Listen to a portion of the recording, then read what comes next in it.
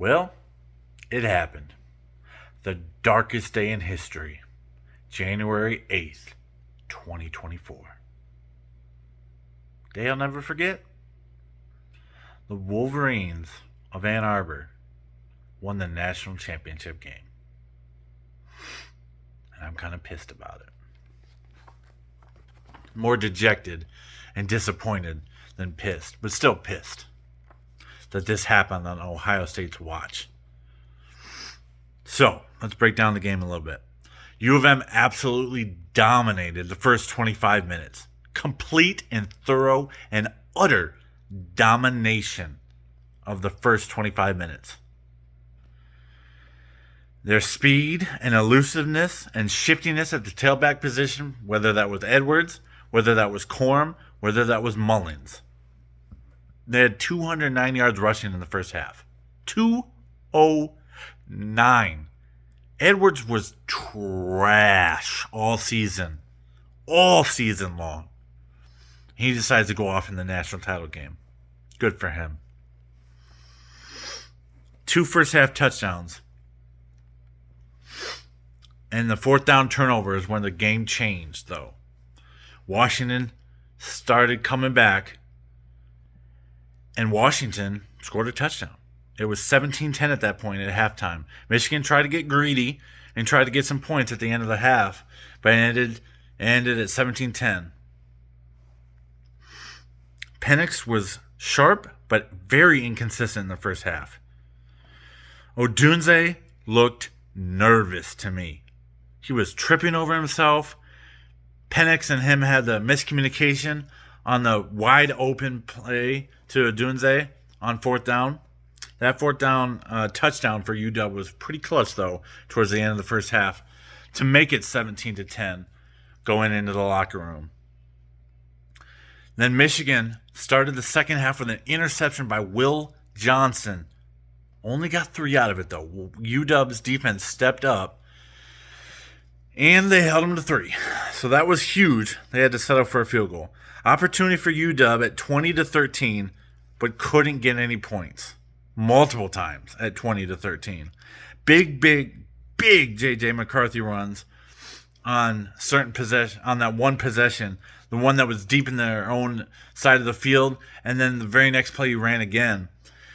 U of M started the game 0-7 on third downs, though. 0-7! But it didn't matter because they were running all over Washington. All over them. So 2 field goals in the third quarter, 1 for each team. It was like a chess match, basically. Defensive adjustments were the story of the third quarter. Blitzes and pressure made Michael Penix look uncomfortable and honestly got him injured. He was obviously dealing with some bruised ribs or a sternum issue or something going on in the fourth quarter. A lot of pressure right there on Penix. A lot of pressure. And he didn't look comfortable in the pocket. And a lot of that pressure wasn't generated by blitz, as Kirk Herbstreit said at the end of the game there. I'm not watching the celebration. No way in heck am I watching the celebration. Michigan celebrating national championship? No. No. I live in Michigan. And I'm going to have to watch the celebrations in the city of Ann Arbor. It's going to be disgusting. And it's going to make me vomit, probably. Projectile vomit, probably. I was too young to care about the 1997 national championship game. So it didn't matter to me. I was 9. I wasn't watching football like I do religiously now.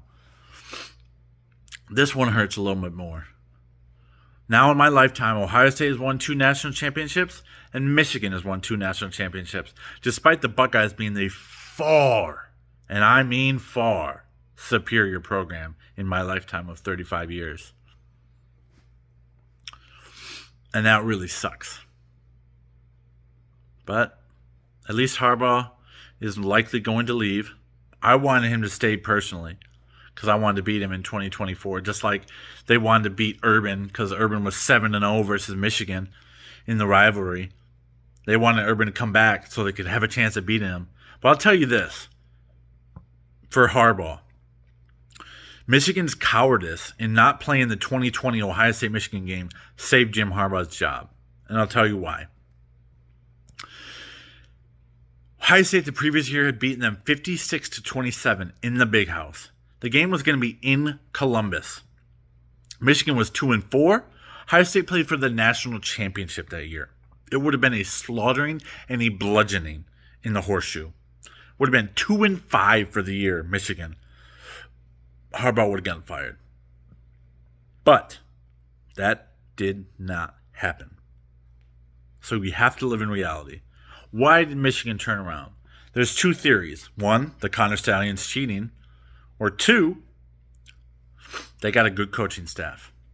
I think it's a combination of the two. They got a terrific coaching staff. A gift from John Harbaugh. Big bro coming in to save little Jimmy's job. Save his hiney. So that's what he did. He gave Mike McDonald and Jesse Minter. They got Sharon Moore. They got rid of stupid Josh Gaddis because he was an idiot. Absolutely unqualified for the position. Speed in space. That never materialized, either at Michigan or Miami. Now he's searching for a job because I don't think he's the OC at Maryland anymore either. Back to the point. Michigan had the oldest team in college football. The oldest team. By far. I'd have to look this up, but it might be the oldest team in college football history. Blake Corum had no business returning financially. Now, his love for his teammates, I get that. His love for college football, I get that. Because the NFL is soulless. You don't have brotherhood. You don't have chemistry in the NFL. You don't have that many friends in the NFL. It's business. So I get it from that perspective. But financially, and for his body, and for his future's and family's sake, he should have went pro last year. But I respect his decision, and he's one of the few Wolverines I've ever liked. It's painful. It sucks. It really does suck. Ohio State will have one of the oldest teams in college football next season and a chance to beat the Wolverines in the horseshoe with a completely depleted U of M football team. J.J. McCarthy likely going pro. Corum's gone. Edwards gone. Sanders still gone. You get Graham and you get big number 78 back, Grant. So you get your D tackles back, but most of your team is fleeing to the NFL, and they're not even going to get drafted that high. Blake Corum certainly won't get drafted high, not with the body usage, body of work he had in college with his amount of carries. I think he had over 300 carries last season. I know it was over 250. He had a lesser workload this season. But anyway, I'm derailing from the point. Michigan won the national championship. The darkest day in history. It's official. And it's a fact.